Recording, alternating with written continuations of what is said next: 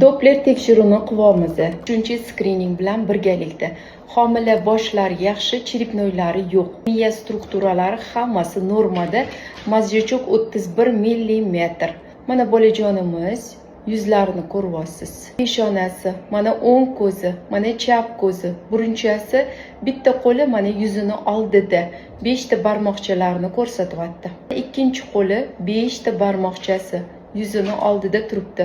Krestik qilib turgan bu yuzini oldida ikkita qo'llari, burun teshikchalari, yuqori labi, mana ko'zlari, og'izchalarini ochib, yopib turibdi. Adasi ham, oyisi ham oldimda. Kimga o'xshaydi desangiz, adasini kopiyasi. Девочкаxon. Bo'ynida kindikchalari o'ralmagan. Umurtqalarini ko'rib boryapmiz. Umurtqalari to'g'ri, tekis. Oyoqlari, mana soni, tizzasi, boldiri, panjalari.